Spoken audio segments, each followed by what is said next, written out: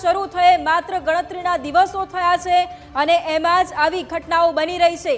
આ દ્રશ્યો અમે વારંવાર એટલા માટે બતાવી રહ્યા છે કારણ કે વડોદરાની જનતાએ પણ સમજવાની જરૂર છે। સ્કૂલ વેન જાય છે અને તેમાંથી 2 બાળકો નીચે પટકાય છે। શું કહેશો વૈભવી? સૌપ્રથમ તો ભારતીય જનતા પાર્ટીના કુશાસનમાં અને ભ્રષ્ટાચારના શાસનમાં હવે તો હદ વટાવી ગઈ છે। આજે તમે જો કે ગુજરાતના વડોદરાના કે કોઈ પણ જગ્યા ઉપર રોડ ઉપર કોઈ પણ પ્રકારનો વ્યક્તિ સુરક્ષિત નથી। તમામ જગ્યા ઉપર માત્ર ને માત્ર માનવ સર્જિત દુર્ઘટનાઓ જ થાય છે અને ભારતીય જનતા પાર્ટીની સરકાર કોઈ પણ ચમરબંધીને નહીં છોડી આ બોલવામાં જ વ્યસ્ત હોય છે। એમને માત્ર ને માત્ર જનતાના ખોબા ભરીને મત જોઈએ છે ને સરકારો બનાવી છે। એમને કોઈ પણ પ્રકારની સુરક્ષા જનતાને આપવામાં એ લોકો માનતા નથી। આ વડોદરાનો જે વિડીયો તમારી સામે આવ્યો છે કે સ્કૂલ વાનમાંથી જે રીતે નાના ભૂલકાઓ આવી રીતે પટકાય રોડ ઉપર, આ તો સારું થયું કે મહાદેવનો આશીર્વાદ કે કોઈ મોટી હોનારત ના થઈ, પરંતુ હજી પણ ભારતીય જનતા પાર્ટીની આ સરકાર જો કોઈ પગલા નહીં ભરે તો હવે તો નાના ભૂલકાઓ, શાળામાં જતા ભૂલકાઓ પણ સુરક્ષિત નથી। કારણ કે જે રીતે ટ્રાફિકના નિયમો સદંતર રીતે તૂટતા જાય છે। તમે જો કે વડોદરામાં તો રોજ એક મોટા ડમ્પરના કારણે લોકોના અકસ્માત થાય છે।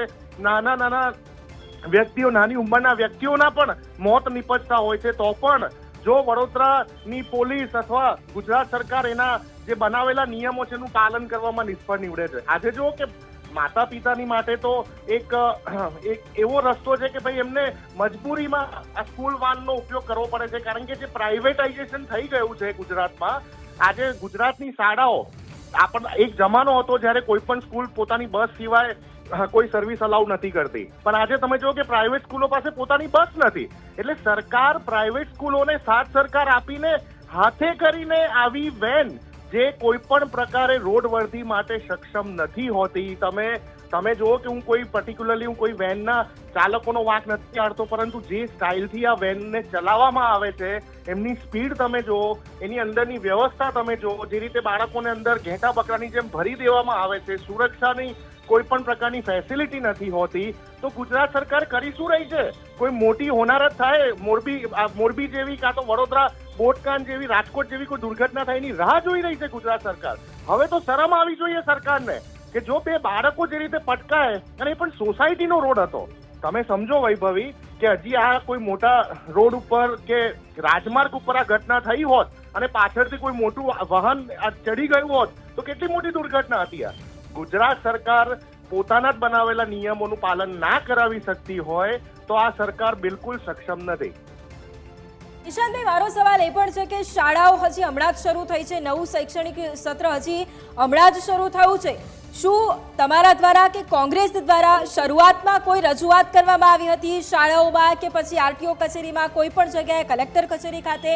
કારણ કે બાળકોના જીવનો સવાલ છે। કારણ કે અગ્નિકાંડ બાદ સતત ચેકિંગ પણ થયું, ચેકિંગના નામે ધતિંગ થયા કે શું, એ તો પછીની વાત છે। એટલે શું તમારા દ્વારા કે કોંગ્રેસ દ્વારા પહેલા પણ કોઈ રજૂઆત કરવામાં આવી હતી ખરી? વૈભવી, પર્ટિક્યુલરલી જો વડોદરાની વાત કરીએ તો શાળાઓમાં જે રીતે ઇનફેક્ટ જે નાની ઉંમરના બાળકો હોય છે એ તમને જે રીતે એ લોકો 2 વ્હીલર લઈને આવતા હોય છે, રાઈટ, જેમની પાસે લાયસન્સ નથી હોતું અને સ્કૂલ વાન જે રીતે બેફામ દોડતી હોય છે, એના વિશે મેં પોતે પત્ર લખેલો છે વૈભવી। એટલે કોંગ્રેસ વિરોધ પક્ષ તરીકે તો હંમેશા આ બધી સમસ્યાઓનું સરકારની સામે રજૂઆત કરતી હોય છે, પણ અમારી તમામ રજૂઆતને બેદરકાર કરી નાખવામાં આવતી હોય છે અને ના છૂટકે અમારે રોડ ઉપર આંદોલન કરવા પડે, અને આંદોલન કરીએ તો અમારી ધરપકડો થઈ જતી હોય છે। આંદોલન કરવા માટે પરમિશન નથી મળતી। એટલે મારું કહેવાનો મતલબ છે કે વિરોધ પક્ષની સાથે સાથે હવે ગુજરાતના જે પેરેન્ટ્સ છે, વડોદરાના ગુજરાતના જે પેરેન્ટ્સ છે, જે આમ જનતા છે, એમને પણ જાગૃત થવું પડશે, એમને પણ અવાજ ઉપાડવો પડશે। મજબૂરીનો ફાયદો કોઈ ના ઉઠાવી શકે। કેવી રીતે ઉઠાવી શકે?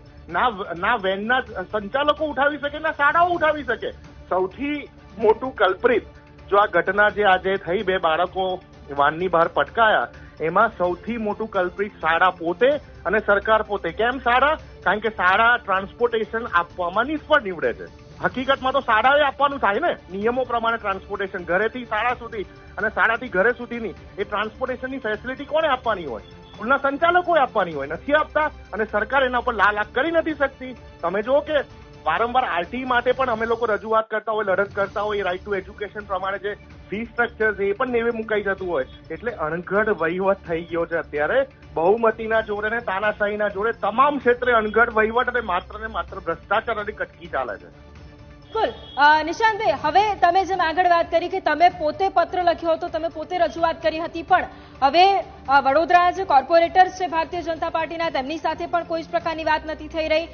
સાંસદ હેમાંગ જોશી પણ એવું કહી રહ્યા છે કે તપાસ કરીશું, અને એ વાત કહીને તેમણે ફોન કટ પણ કરી દીધો છે.